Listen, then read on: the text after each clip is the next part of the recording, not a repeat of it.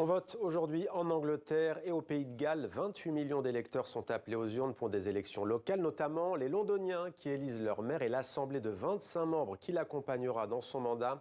On retrouve en direct de Londres notre correspondante Marie Billon. Bonsoir Marie. Sadiq Khan est en quête d'un troisième mandat à la tête de la capitale britannique.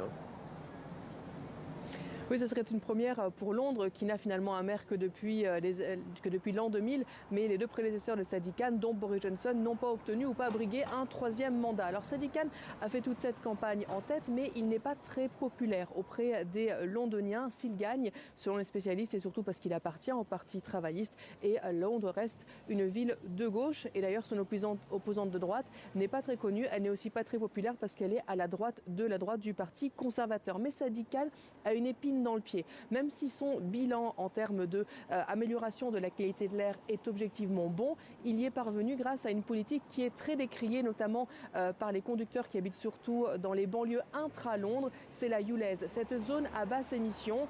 À chaque fois qu'un conducteur y conduit, il doit s'acquitter d'environ 15 €. Et cette zone géographique a été étendue de l'ultra-centre à toute la capitale l'été dernier. Donc c'est quelque chose qui pourrait porter préjudice à Sadiq Khan. Ça a déjà fait perdre à la gauche une élection anticipée l'été dernier. Un scrutin local important, Marie, qui résonne comme un dernier test avant les prochaines élections générales.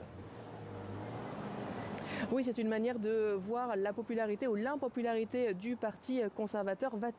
La droite va-t-elle conserver ou bien perdre beaucoup de conseils municipaux? On ne s'attend pas à ce qu'elle en gagne beaucoup. Mais ce sont surtout l'élection de deux maires dans le nord de l'Angleterre qui vont vraiment être un vrai test, parce que ces deux maires sont personnellement très populaires et s'ils gagnent, selon les spécialistes, eh bien c'est parce qu'ils appartiennent au parti conservateur.